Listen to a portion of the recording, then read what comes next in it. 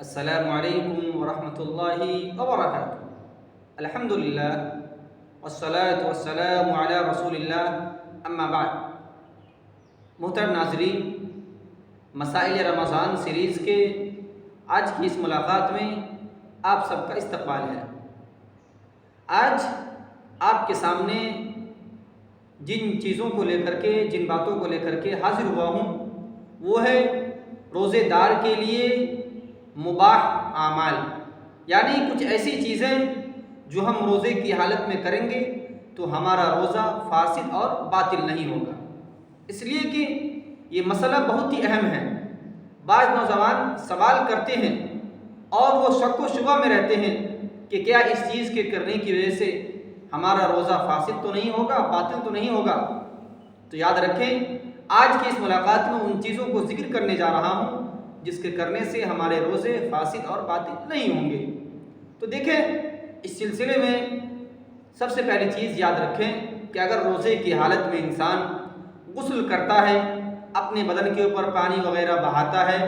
تو کوئی حرج کی بات نہیں ہے، وہ غسل کر سکتا ہے۔ یا اسی طریقے سے گرمی کی شدت کی وجہ سے اپنے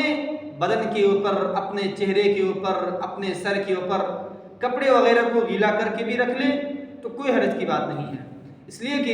اللہ کے نبی صلی اللہ علیہ وسلم کے حوالے سے آتا ہے، ایک صحابی بیان کرتے ہیں کہ میں نے دیکھا آپ سفر میں تھے اور اس سفر میں گرمی کی شدت کی وجہ سے آپ اپنے چہرے کے اوپر، اپنے سر کے اوپر پانی بہا رہے تھے اور آپ روزے کی حالت میں تھے۔ تو یہ حدیث ہمیں اور آپ کو اس بات کا سبق دے رہی ہے، معلوم یہ ہوتا ہے کہ روزے کی حالت میں آپ غسل کر سکتے ہیں، گرمی کی شدت کی وجہ سے اپنے چہرے، اپنے سروں پر پانی وغیرہ کو انڈیل سکتے ہیں۔ اسی طریقے سے روزے کی حالت میں کلی کرنا، ناک میں پانی ڈالنا بغیر مبالغے کے جائز ہے، یعنی کوئی اس طریقے سے کلی نہ کرے کہ وہ پانی منہ کے اندر چلا جائے، یا ناک میں اس طریقے سے پانی نہ چڑھائے کہ وہ منہ کے اندر چلا جائے، حلق تک چلا جائے، اس لیے کہ اللہ کے نبی صلی اللہ علیہ وسلم کی حدیث ہے کہ تم وضو کرنے میں مبالغے سے کام لیا کرو، ناک میں اور منہ میں پانی چڑھایا کرو صحیح طریقے سے، الا یہ کہ تم روزے کی حالت میں ہو۔ تو انسان اگر روزے کی حالت میں ہے تو وہ اس طریقے سے پانی ناک میں نہ چڑھائے کہ وہ حلق تک پہنچ جائے، عام طریقے سے منہ میں پانی لے اور ناک میں پانی ڈالے، تو مبالغے کے بغیر کلی کرنا اور ناک میں پانی ڈالنا جائز ہے، اس سے آپ کے روزے پر کوئی اثر نہیں پڑے گا۔ اسی طریقے سے اگر کوئی انسان روزے سے ہے تو روزے کی حالت میں تیل وغیرہ لگائے، خوشبو وغیرہ کا استعمال کرے، اس سے اس کے روزے پر کوئی اثر انداز نہیں ہوگا، کوئی اثر نہیں ہوگا، اس کا روزہ اس سے فاسد اور باطل نہیں ہوگا۔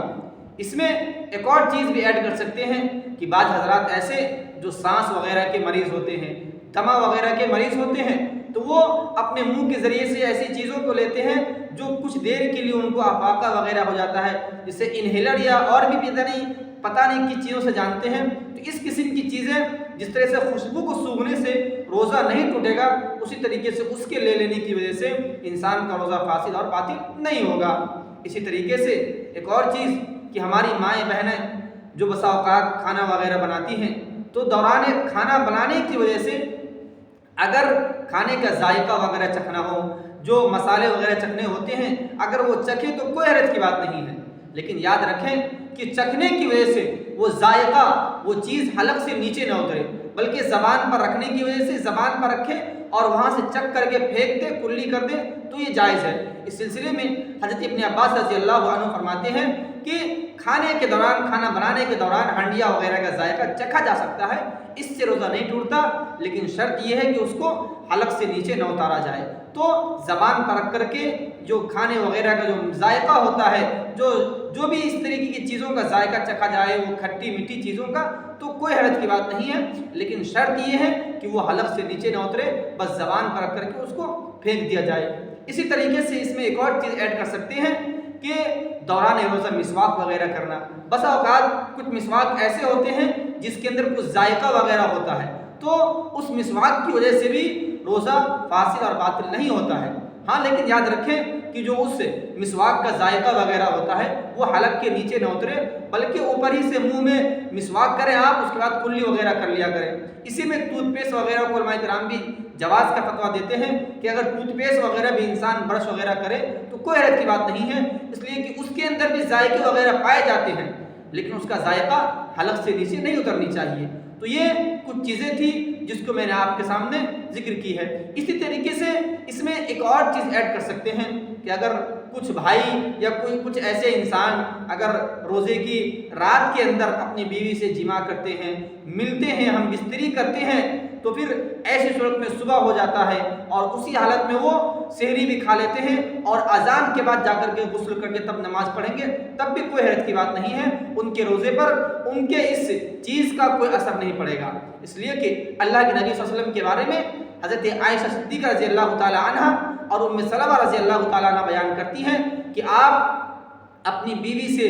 ملنے کی وجہ سے جنبی ہوا کرتے تھے اور آپ طلوع فجر کے بعد یعنی فجر کا وقت طلوع ہو جاتا تھا سحری وغیرہ کھانے کے بعد آپ تب جا کر کے غسل کیا کرتے تھے۔ تو اگر کوئی بھائی اس قسم کے عمل کو کرتے ہیں یعنی بیوی سے ملتے ہیں اور آخر میں آ کر کے غسل کرتے ہیں سحری کھانے کے بعد تو کوئی حرج کی بات نہیں ہے، ان کا یہ عمل ان کے روزے پر کوئی اثر انداز نہیں ہوگا۔ اللہ رب العالمین سے دعا کرتے ہیں رب العالمین ہم سب کو دینی مسائل کو جاننے کی توفیق عنایت فرما۔ اللہ رب العالمین ہم سب کو دین کے احکام مسائل کو جاننے سننے سمجھنے کے بعد اس پر عمل کرنے کی توفیق عنایت فرما۔ جب تک ہم سب کو زندہ رکھ، ایمان پر زندہ رکھ، جب ہمارا خاتمہ ہو ایمان پر ہو، آمین۔ وآخر دعوانا الحمد للہ رب العالمین۔